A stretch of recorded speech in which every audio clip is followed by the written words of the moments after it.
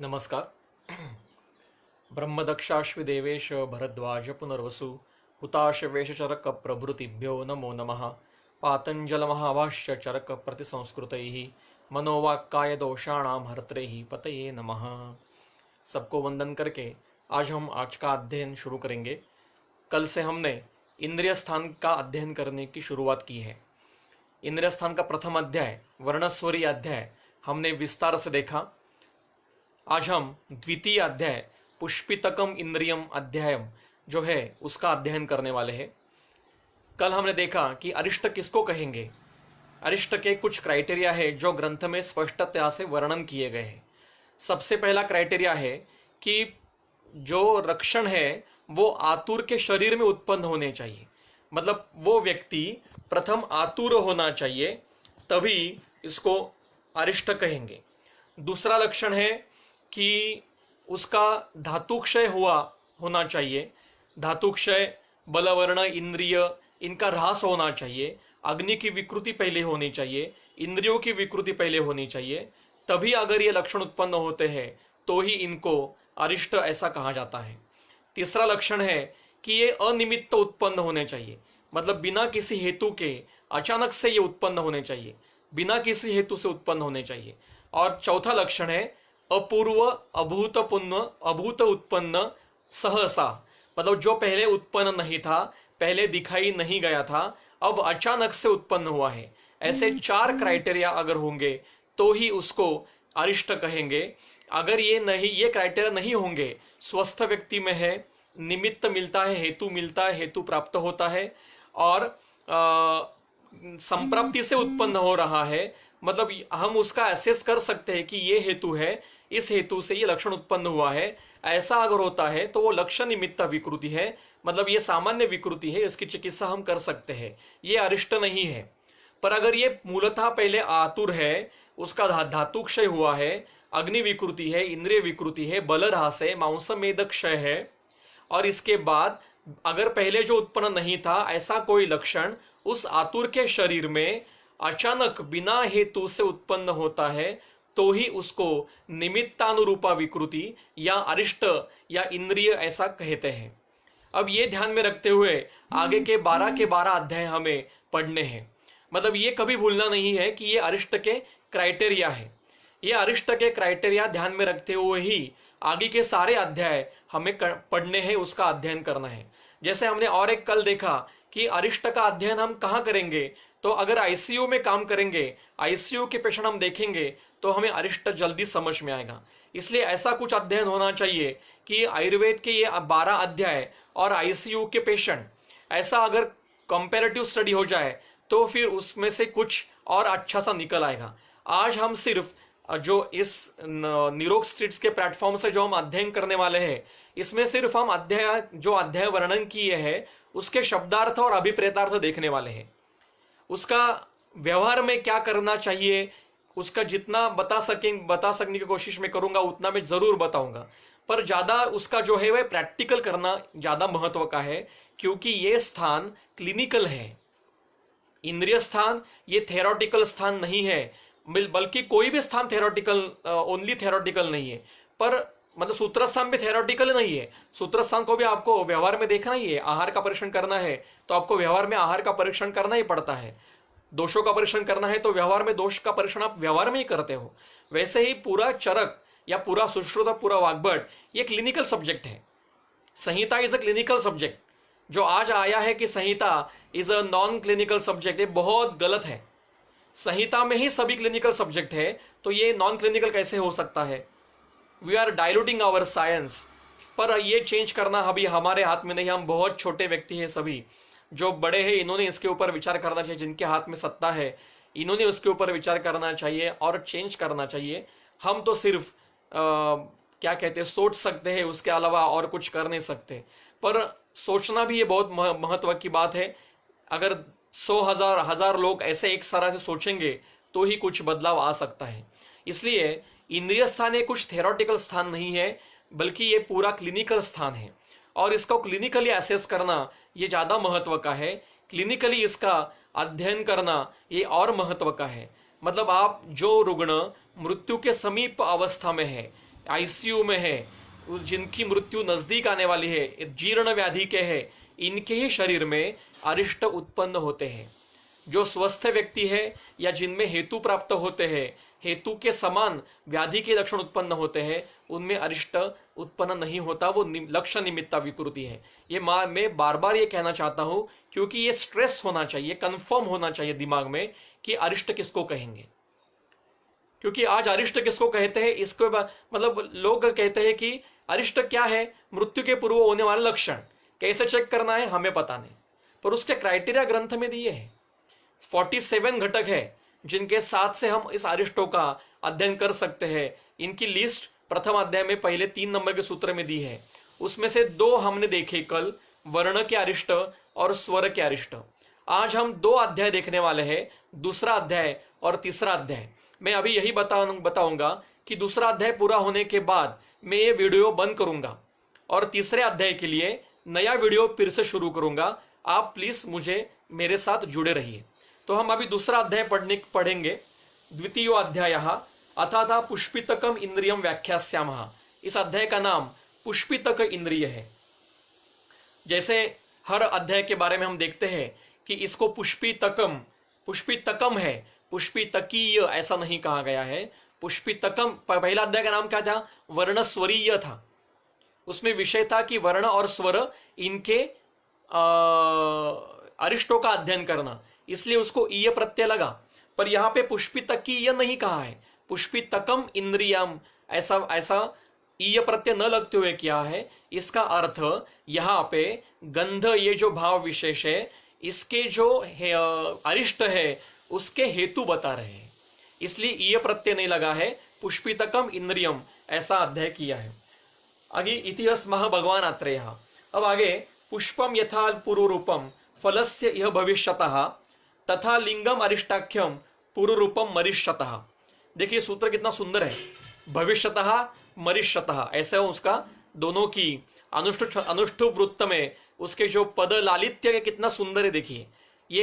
देखिए हमारे प्राचीन ग्रंथकारों की या जो ये शास्त्रज्ञ थे, इनकी बुद्धि कितनी विपुल थी कि ये मेडिसिन जैसा साइंस, उसमें भी अत्येक अवस्थाओं का वर्णन ये पद्य में करते हैं संस्कृत के। आज आप मुझे हैरिसन के जो या डेविडसन के जो विषय है ये पद्य में गा के दिखाइए, इंग्लिश में पद्य करिए, कुछ समझ में नहीं आएगा। पर हमारी ये भाषा इतनी सुंदर है, हमारा शास्त्र इतना सुंदर है कि इतना अत्येक विषय, मृत्युपूर्वक होने वाले लक्षणों का विषय ये पद्य में, और वो भी इतने लालित्यपूर्ण से बता रहे हैं। हम कितने नसीबवान हैं, हम कितने भाग्यशाली हैं कि हमें ऐसा शास्त्र अध्ययन करने के लिए मिला है। We are blessed, actually we are blessed. Never underestimate ourselves and never underestimate our granthakaras. We are blessed that we have such kind of beautiful and scientific approach of a content. ये बहुत महत्व का है विषय है। देखिए कितना सुंदर वर्णन किया है कि पुष्पम यथा पूर्वरूपम फलस्य इह भविष्यतः। भविष्यतः मतलब आगे आने वाले फल का, पुष्प ये पूर्व रूप होता है। फल आने वाला है तो पुष्प उसका पूर्व रूप होता है। मतलब पुष्प जब आएगा तो हम ये अनुमान कर सकते हैं कि फल आगे आएगा। पुष्पम पूर्व रूपम फलस्य भविष्यतः, जैसे आने वाले फल का पुष्प ये पूर्व रूप होता है, उसी प्रकार से तथा लिंगम अरिष्टाख्यम, अरिष्ट नाम के जो लक्षण है वो पूर्व रूपम मरिष्यतः, जो मृत्यु को प्राप्त होने वाला है, मृत्युमुखी पड़ने वाला है, जिसको मृत्यु प्राप्त होने वाली है, इसके पूर्व रूप क्या है, अरिष्ट लक्षण है। मतलब मृत्यु के पहले ये अवश्य उत्पन्न होने वाले हैं। अब इसकी और थोड़ी प्रशस्ति आगे करते हैं कि अपि एवं तु भवेत पुष्पम फलेन अननुबंधी यत् फलम चापि भवेत किंचित यस्य पुष्पम न पूर्वजम। ऐसा भी होता है कभी कभी कि अपि एवं तु भवेत, मतलब ऐसा भी कभी होता है कि पुष्पम फलेन अननुबंधी, मतलब पुष्प उत्पन्न होता है पर आगे फल उत्पन्न नहीं होता। जैसे वेतस पुष्प, टीकाकार ने उसका उदाहरण दिया है कि फूल तो दिखेगा पर उसका फल में रूपांतरण नहीं होगा। जो भविष्य में होने वाला उसका परिणाम है फल, वो आपको नहीं मिलेगा। कभी कभी ऐसा भी होता है कि फलम चापि भवेत किंचित यस्य पुष्पम न पूर्वजम, मतलब डायरेक्ट फल दिखाई देता है जिसके पुष्प दिखाई नहीं देते। ऐसे है उदाहरण दिया है अश्वत्थ औदुंबर इनके पुष्प, आपको डायरेक्ट फल दिखाई देगा, पुष्प दिखाई नहीं देगा। पुष्प का जो मतलब पूर्वरूपावस्था जो है उसकी, फल की पूर्वरूपावस्था जो पुष्प है वो नहीं मिलेगी। मतलब कभी ऐसा होगा कि पुष्प आएगा पर उसका फल कदाचित नहीं आएगा। ऐसे भी कई वनस्पतियां है, जैसे वेतस पुष्प है, गुलाब है। कभी कभी ऐसा है कि फल मिलता है पर पुष्प नहीं मिलता, जैसे औदुंबर है या फिर अश्वत्थ है। ऐसे जो वृक्ष है, नक्ष है, प्लक्ष है, जिसमें फूल नहीं मिलेंगे, डायरेक्ट फल मिलेंगे, ऐसा वनस्पतियों में होता है। परंतु न तो अरिष्टस्य जातस्य नाशो अस्ति मरणाद्रुते मरणम चापि तन्नास्ति यन्न अरिष्ट पुरस्सरम। ऐसा कभी नहीं होगा कि मरण आया है किंतु पहले पूर्वरूप अरिष्ट लक्षण दिखाई नहीं दिए थे, ऐसा कभी नहीं होगा। और ऐसा भी कभी नहीं होगा कि अरिष्ट दिखाई दे रहा है किंतु अभी मरण नहीं आएगा, ऐसा भी नहीं होगा। अरिष्ट दिख रहे हैं तो मरण निश्चित आने वाला है, और मरण आया था या मृत्यु हो चुकी है, इसका मतलब कुछ न कुछ अरिष्ट जरूर उत्पन्न हुए थे। यहां पे बहुत सुंदर टीका चक्रपाणि ने की है। वो कहते हैं द्विविधम इरिष्टम, अरिष्ट के दो प्रकार चक्रपाणि ने यहाँ पे टीका में किए। चरक ने कई प्रकार नहीं वर्णन किए, पर चक्रपाणि टीकाकार ने और बाकी के टीकाकारों ने भी नहीं प्रकार वर्णन नहीं किए हैं। सिर्फ चक्रपाणि ने वर्णन किए हैं दो प्रकार है नियतम अनियतम। नियत मृत्यु के पूर्व उत्पन्न होने वाले अरिष्ट और अनियत मृत्यु के पूर्व उत्पन्न होने वाले अरिष्ट। हमने चरक संहिता के मीमांसा का जब अध्ययन किया तब मीमांसा के तीसरे अध्याय में हमने एक विषय हमने किया था कि नियत और अनियत मृत्यु या काल अकाल मृत्यु। योग्य काल में होने वाली नियत मृत्यु जो होती है वो एक प्रकार की, और अकाल में होने वाली अनियत मृत्यु, इन दोनों का अध्ययन हमने चरक संहिता मीमांसा के तीसरे अध्याय में किया। ऐसा ही वर्णन शारीर स्थान में भी है। अब यहां पे बताते हैं कि मतलब खुद प्रश्न पूछा है चक्रपाणि जी ने कि क्या सिर्फ काल मृत्यु में ही अरिष्ट दिखेंगे, अकाल मृत्यु में अरिष्ट दिखेंगे या नहीं दिखेंगे। तो उन्होंने बहुत संदर्भ दिया है, ऊहापोह किया है। आप मूलतः वो टीका पढ़िए, वो इतना सुंदर टीका है। वो आखिरी उसका सारांश में बताता हूं कि चाहे मृत्यु काल हो या चाहे मृत्यु अकाल हो, उसके पूर्व अरिष्ट दिखाई देते ही है। ऐसा कभी नहीं होता कि बिना अरिष्ट के मृत्यु प्राप्त होती है, ऐसा कभी नहीं होता। एक सवाल पूछा गया है कि any reference to elapsed time between appearance of arishta lakshana and death, it is depend on the arishta lakshana के बल ऑफ अरिष्ट लक्षण एंड हिज नियत मृत्यु। उसकी मृत्यु कब होने वाली है, उसके भी लक्षण, मतलब मृत्यु के भी बलाबलत्व है, काला कालत्व है, और अरिष्ट के भी बलाबलत्व है। इसके ऊपर ये जो टाइम बीच का है वो हम तय कर सकते हैं। आगे के अध्याय में शायद इसके कुछ रेफरेंस हमें प्राप्त हो सकते हैं। जैसे सद्योमरणीय नाम का अरिष्ट है, एक अध्याय है कि अरिष्ट उत्पन्न हुआ कि 7 दिन के पहले ही मृत्यु होने वाली है। यहां पे बताते हैं अरिष्ट जो पुष्पितक अरिष्ट देख रहे हैं कि जब पुष्पितक नाम का जो अरिष्ट उत्पन्न होगा तो 1 साल के पहले मृत्यु जरूर होने वाली है। This is a time elapsed. ये टाइम पता के रखा है उन्होंने कि कौन से अरिष्ट में 6 महीने के बाद मृत्यु होगी, कौन से अरिष्ट में 1 महीने के बाद मृत्यु होगी, कौन से अरिष्ट में 7 दिन में मृत्यु होगी, कौन से अरिष्ट में 1 साल के बीच में मृत्यु होगी। ये चरक जी ने और चक्रपाणि जी ने यहाँ पे बता के रखा है। उसको सिर्फ कैटेगराइज हमें करना पड़ेगा। तो अभी तक हमने देखा कि जैसे फल के लिए पुष्प आना अनिवार्य है, उसी प्रकार मृत्यु के पूर्व अरिष्ट लक्षण उत्पन्न होना अनिवार्य है। बिना अरिष्ट के मृत्यु नहीं होती, और मृत्यु आई है या मृत्यु हो चुकी है, इसका मतलब कुछ न कुछ स्वरूप के अरिष्ट जरूर उत्पन्न हुए होंगे। जैसे कभी कभी ऐसा नहीं होता फल पुष्प में, कभी किसी किसी वृक्ष के सिर्फ पुष्प होते हैं पर उनको फल नहीं लगते, जैसे वेतस गुलाब तरुणी जो है। या कभी कभी किसी वृक्ष को सिर्फ फल लगते हैं, पुष्प बहुत अल्प स्वरूप में रहता है या दिखाई नहीं देता, जैसे उदुम्बर का है या और अश्वत्थ का है, प्लक्ष का है, नगरोध का है। तो इसी पर अरिष्ट में ऐसा नहीं होता। अरिष्ट उत्पन्न हुआ है तो मृत्यु अवश्य होने वाली है, नियत से उत्पन्न होगी, और मृत्यु हो चुकी है तो कहीं ना कहीं अरिष्ट उत्पन्न हुआ था। इसलिए चक्रपाणी ने यहाँ पे अरिष्ट के दो प्रकार किए हैं, नियत मृत्यु के पूर्व उत्पन्न होने वाले लक्षण और दूसरे अनियत मृत्यु के पूर्व उत्पन्न होने वाले लक्षण। उसकी टीका मूलतः आप बाद में पढ़ लीजिए, बहुत सुंदर और आसान टीका है।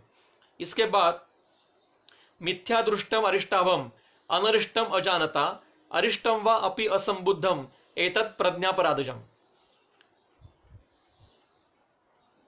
मिथ्या दृष्ट मतलब जो गलत गलत पद्धति से दिखाई दिया है, जैसे अरिष्टाभम अनरिष्टम अजानता, मतलब जो अरिष्ट नहीं है उसको हमने प्रज्ञापराध से वैद्य ने अरिष्ट मान लिया और डिक्लेयर कर दिया कि अभी इसकी मृत्यु होने वाली है, ये प्रज्ञापराध है।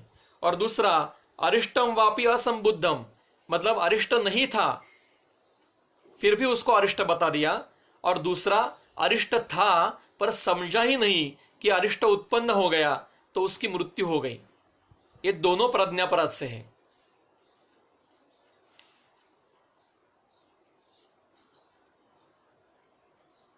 अरिष्ट लक्षण स्वस्थ व्यक्ति में उत्पन्न नहीं होते हैं, सिर्फ आतुर में ही होते हैं। और एक बहुत सुंदर सवाल पूछा गया है कि इन अकाल मृत्यु accidents are included but person is not atur, how to explain. ये बहुत या प्रश्न भी बहुत अच्छा है और उसका उत्तर मैं देने का प्रयास करूंगा कि हमने काल और अकाल मृत्यु का विवेचन चरक संहिता के विमान स्थान के 3 अध्याय का विवेचन करते समय हमने अध्ययन किया था।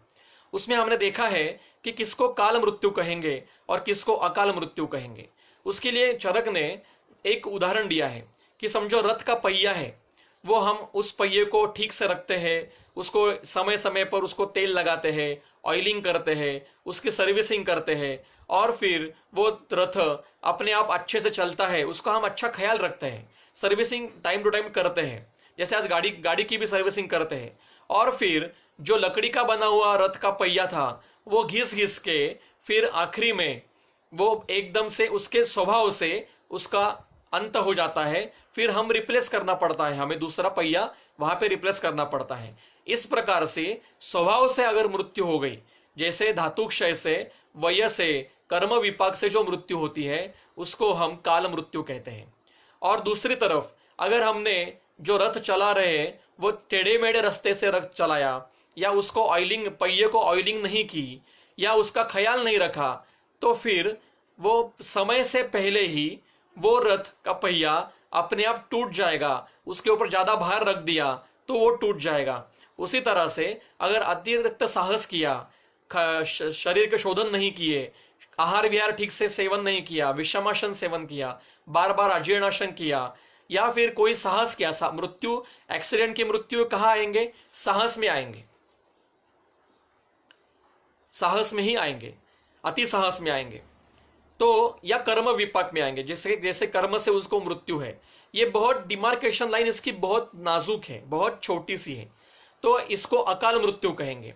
चरक ये स्पष्टता से कहते हैं कि चाहे अकाल मृत्यु हो या काल मृत्यु हो, अरिष्ट ये दिखाई देते हैं।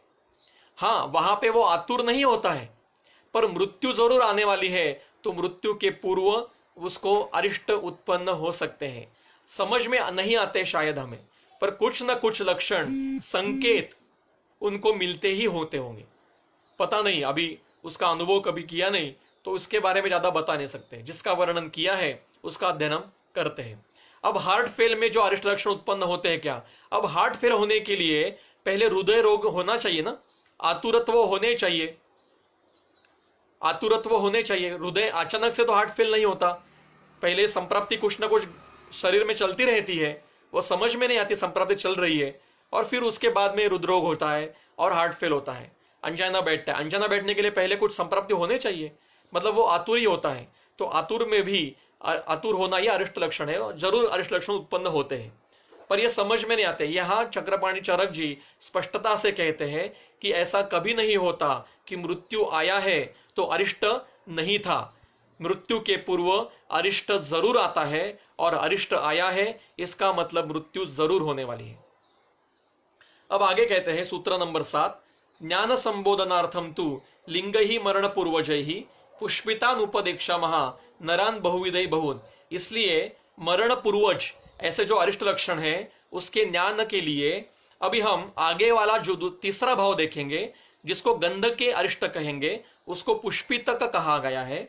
उसका वर्णन बहुविध प्रकार से जो नर में उत्पन्न होते हैं, ऐसे पुष्पितकों का हम व्याख्यान कर रहे हैं, ऐसा चरक कहते हैं।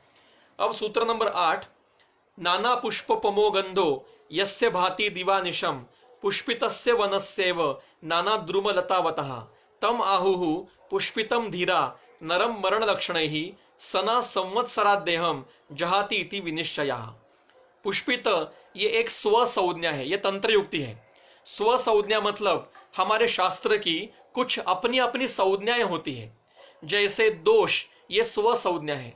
व्यवहार में दोष मतलब क्या है? फॉल्ट्स, गलतियां। पर हमारे शास्त्र में दोष ये एक शारीर भाव है, जिनको दोष विकृति करने का अधिकार होता है, उनके कारण ही विकृति होती है। ऐसे जो शारीरिक घटक है उनको हम दोष कहते हैं। धातु ये हमारी स्व संज्ञा है। व्यवहार में धातु मतलब मेटल है, पर हमारे यहां धातु का अर्थ जो शरीर को धारण करता है उसको धातु कहते हैं। मतलब ऐसे कई स्व संज्ञाएं हमारे शास्त्र में, हर शास्त्र में होती है। जैसे पाक शास्त्र में पाक ये उसकी एक स्व संज्ञा है,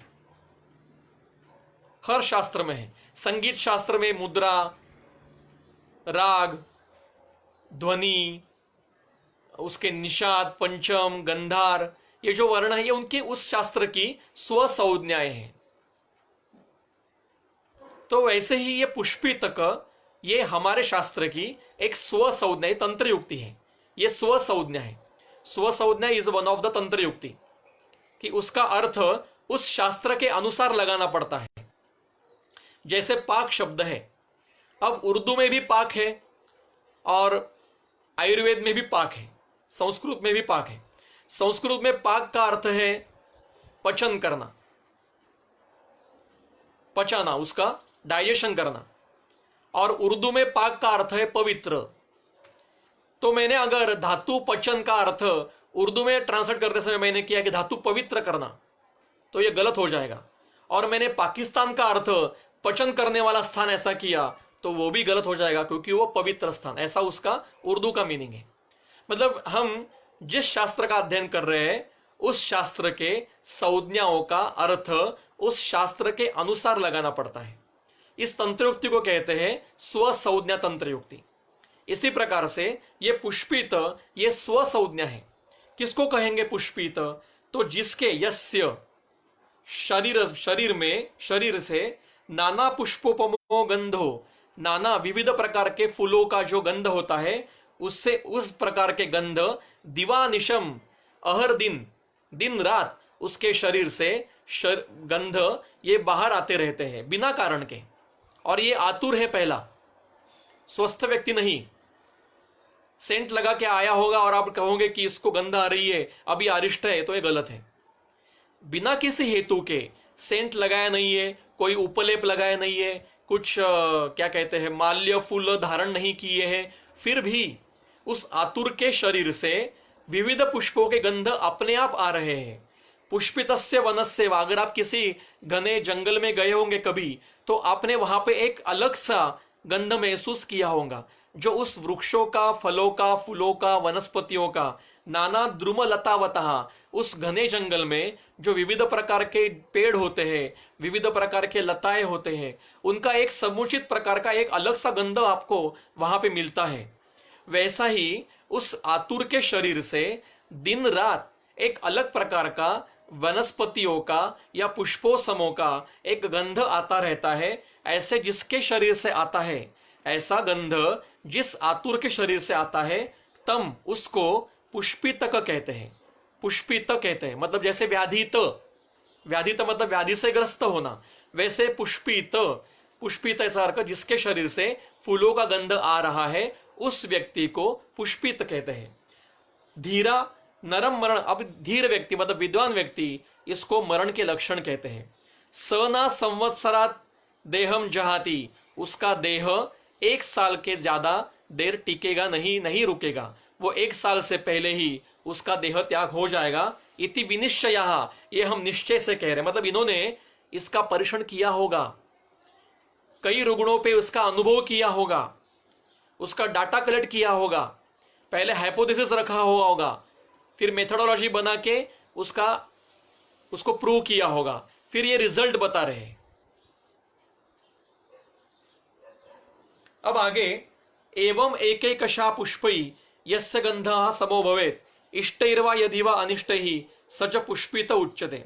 अब एक सवाल पूछा गया है कि इसका कार्य कारण भाव क्या है। इसका मेरे अल्प बुद्धि से जितना मुझे समझ में आ रहा है मैं बताऊंगा, जरूर बचाऊंगा, पर ये मेरी अल्प बुद्धि है, शायद ऐसा होगा ऐसा नहीं। शरीर में जब विकृतियां उत्पन्न होती है तो शरीर के जो शारीर भाव होते हैं उनमें वृद्धिक्षय होता है, और उस वृद्धिक्षय के कारण शरीर में विविध प्रकार के उन भावों का गंध उत्पन्न होते जाते हैं। तो ऐसे इष्ट और अनिष्ट गंध शरीर में इन धातुओं की विकृति के कारण उत्पन्न होते हैं। जैसे शरीर में अगर कोथ उत्पन्न हो गया, गैंग्रीन उत्पन्न हो गया, तो गैंग्रीनस जो भाग है उसका एक अलग गंध होता है। कहीं पूयत्व उत्पन्न हो गया तो उस पूय का एक अलग गंध है। उसी प्रकार से शरीर में, इसलिए आगे कहते हैं, सूत्र है आगे, एवं एकैकशः पुष्पैः यस्य गंधा समो भवेत् इष्टैर्वा यदि वा अनिष्टैः स च पुष्पित उच्यते। ऐसे इष्ट और अनिष्ट गंध शरीर से अचानक आने लगेंगे आतुर के शरीर से, तो उसको, उस व्यक्ति को पुष्पित कहा जाता है। समासेन अशुभान गंधान एकत्वेन अथवा पुनः आजिघ्रेद यस्य गात्रेषु तम विद्यात् पुष्पितम भवे। बिशक किसको पुष्पित कहेंगे कि समासता मतलब संक्षेप से, जिसके शरीर से अशुभ कारक गंध बिना कारण के उत्पन्न हो रहे हैं, ऐसा अगर भिषक को उसका गंध आ गया तो वह भिषक उसको पुष्पित संज्ञा देते हैं। आप्लुतेन अनाप्लुते काये यस्य गंधः शुभाशुभः व्यत्यासेन अनिमित्ता स्यु स च पुष्पित उच्यते। फिर से अनिमित्ता आ गया, देखो, मतलब बिना हेतु के। आप्लुतान अनाप्लुते मतलब आप ऊपर से लेप लगाओ या न लेप लगाओ, किसी बिना लेप से भी या लेप लगाने पर भी शरीर से शुभ या अशुभ गंध उत्पन्न होता है। मतलब आपने लेप लगाया, शुभ गंध, चंदन का लेप लगाया, फिर भी कोथवत गंध आ रहा है।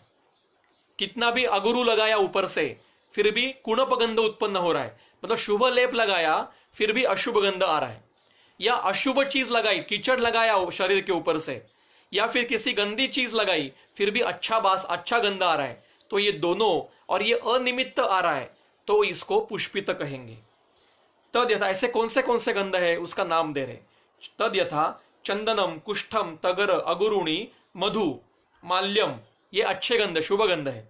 मूत्र, पुरुष के मूत्र का एक अपना गंध है, पर बिना मूत्र प्रवृत्ति की भी समुचित शरीर से मूत्र का गंध है। देखिए, आपने कभी आईसीयू में देखा होगा कि जब जो व्यक्ति ज्यादा देर तक आईसीयू में रहता है उसके एक आजू बाजू में एक अलग सा गंध होता है, एक अलग सा एक वहां से एक स्मेल आता रहता है। ऐसे मूत्र का, पुरुष का गंध, या मृतानी या कुणपानी, मृत और कुणप दोनों का अर्थ एक समान लगता है, इसलिए टीकाकार ने टीका की है कि किसी मृत का अर्थ किसी बाकी पशु के मृत होने के बाद जो गंध आता है वो, और कुणप गंध का अर्थ है कि मनुष्य का शरीर मृत होने पर जो गंध आती है उस शरीर को, उसका गंध का नाम है कुणप गंध। ये चक्रपाणी की टीका है। ये च अन्य विविधात्मानो गंधा विविध योनयः ते अपि अनेन अनुमानेन विज्ञेया विकृतिम गतः।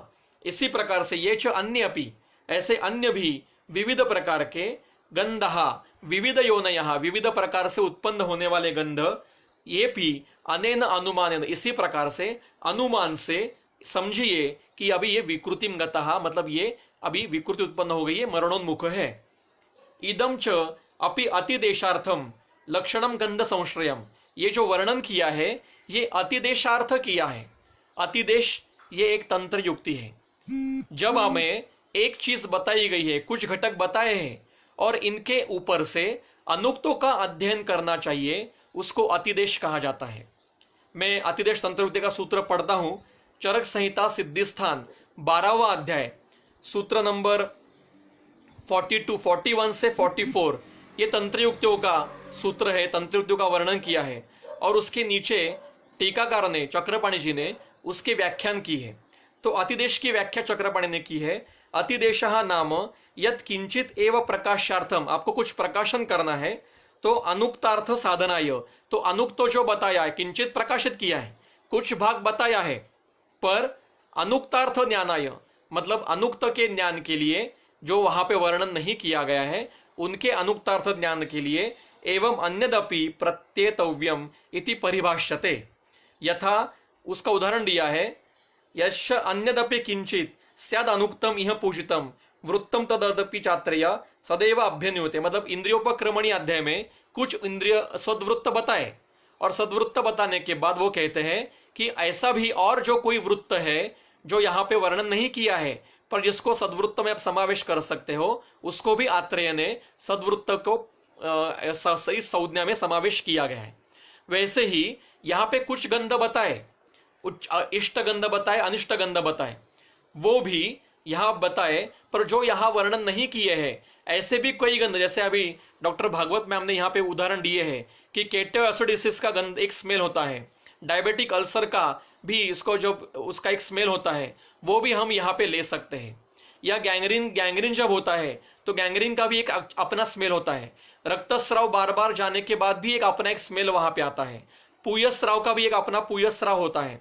ऐसे कई प्रकार के शरीर से विविध प्रकार के गंध इष्ट या अनिष्ट उत्पन्न होते हैं।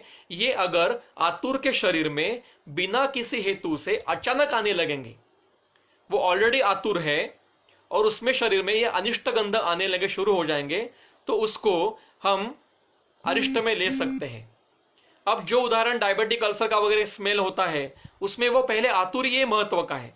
अब वो मरेगा या नहीं मरेगा, डायबिटिक अल्सर जो कभी कभी ठीक भी होते हैं, अच्छे से ट्रीटमेंट दी तो ठीक भी होते हैं, पर वो अरिष्ट के लिए ये है।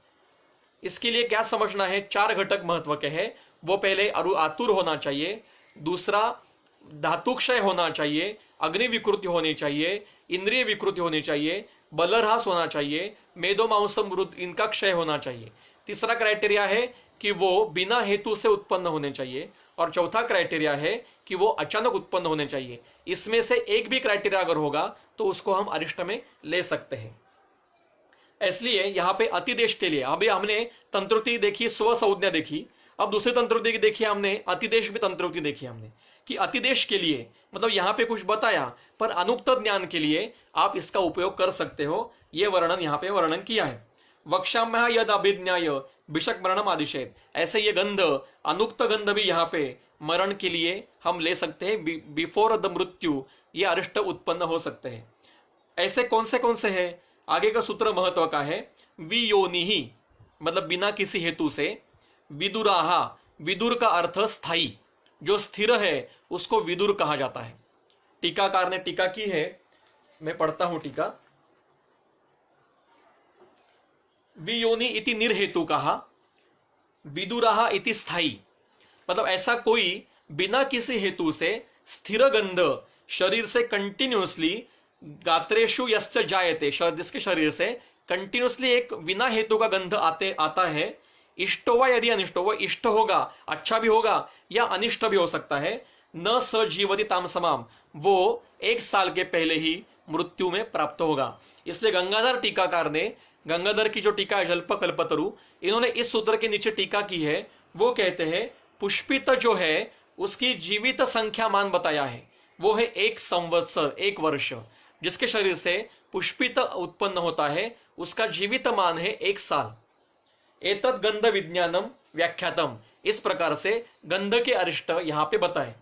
अब आगे इसी अध्याय में रस ज्ञानम अतः परम, रस ये जो भाव है शरीर का उसके अरिष्ट लक्षण बता रहे हैं।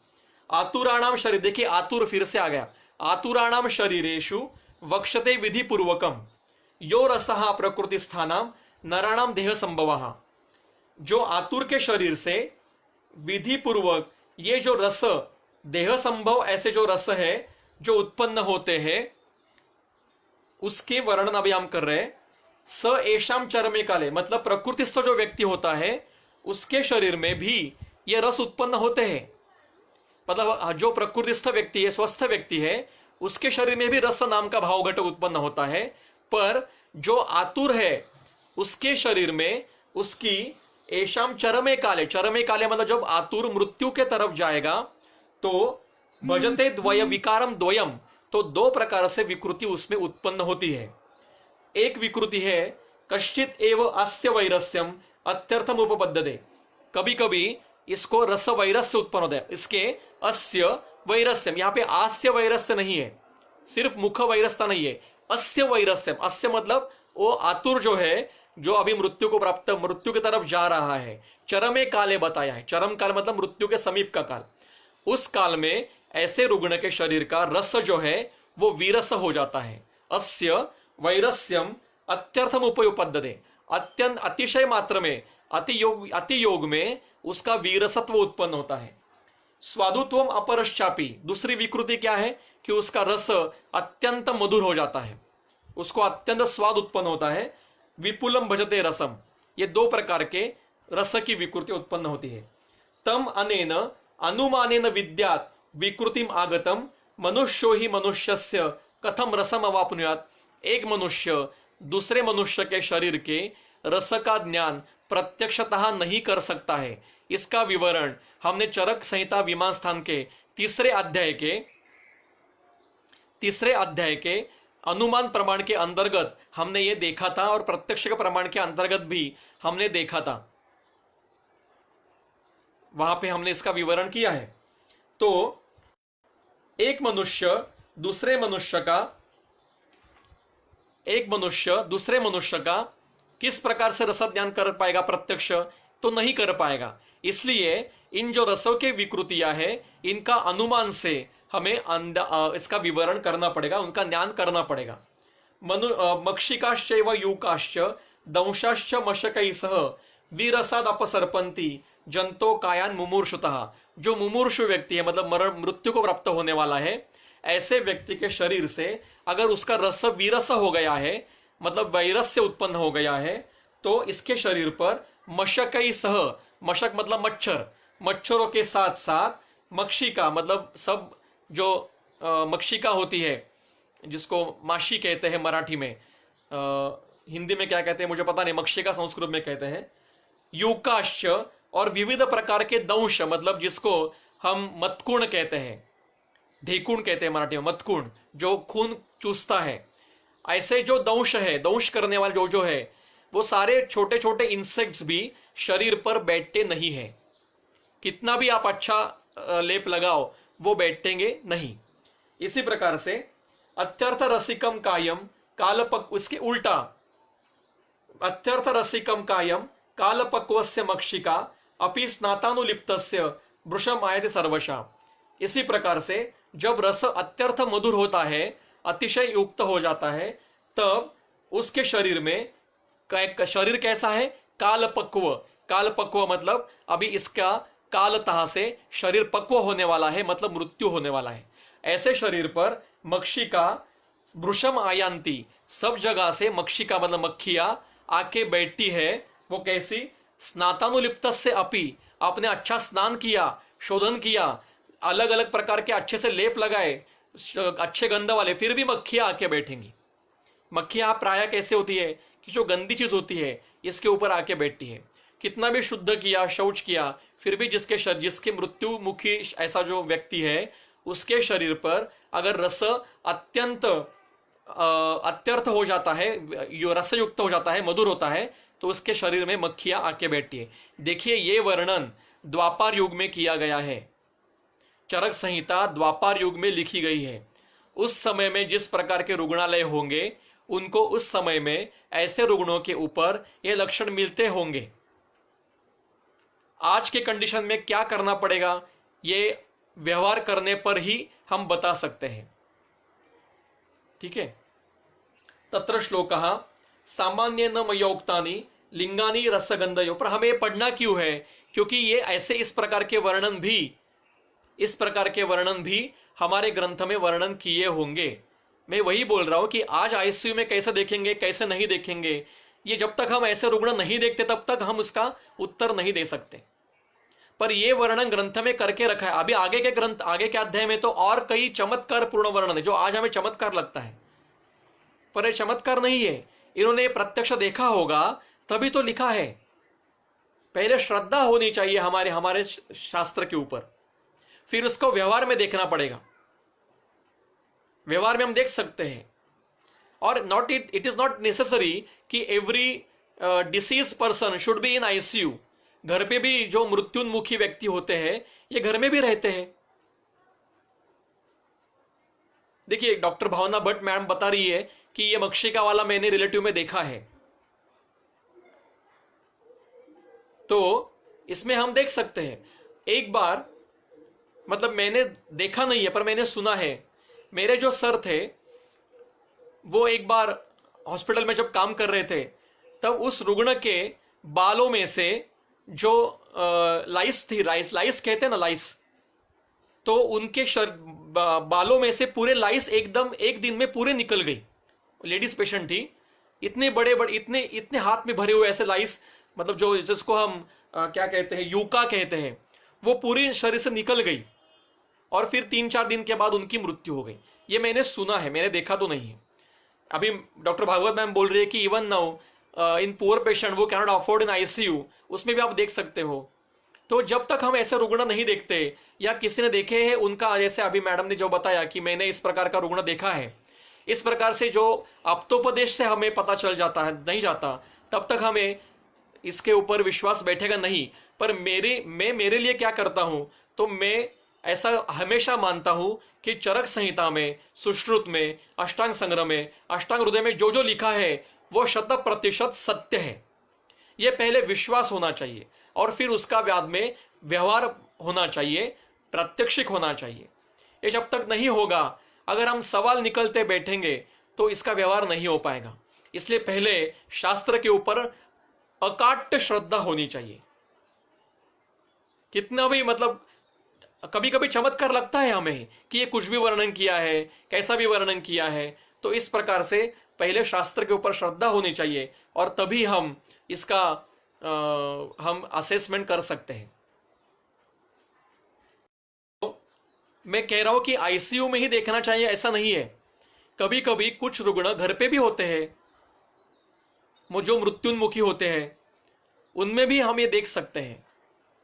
तत्र श्लोकः सामान्येन मया उक्तानि लिंगानि रसगंधयोः पुष्पितस्य नरस्य तत् फलम मरणम आदिशेत। इस प्रकार से सामान्यतः जो रस और गंध के जो पुष्पित जैसे लक्षण जो मरण के पूर्व दिखाई देते हैं वो सामान्यतः हमने वर्णन किए। इसका विशेष अध्ययन, इसका उल्टा अर्थ क्या है, इसका विशेष अध्ययन हमें करना चाहिए, ये उनका आदेश है। इति अग्निवेश कुरुते तंत्रे चरक प्रतिसंस्कृते इंद्रिय स्थाने पुष्पितकम इंद्रियम नाम द्वितीयो अध्यायः। इस प्रकार से यह रस और गंध इन भावों के अरिष्टों का जिसमें वर्णन किया है उसका अध्याय यहां समाप्त हुआ। अब मैं वीडियो बंद करूंगा और फिर से दूसरा वीडियो शुरू करके हम तीसरा अध्याय परिमर्शनीय इंद्रिय जो है उसका अध्ययन करेंगे। ये भी छोटा अध्याय है, उसका अध्ययन हम करेंगे। तो आप मुझसे जुड़े रहे, इसके लिए बहुत बहुत धन्यवाद। मैं ये वीडियो बंद करके फिर से वीडियो शुरू कर रहा हूं ताकि तीसरा अध्याय हम अध्ययन करेंगे। नमस्ते।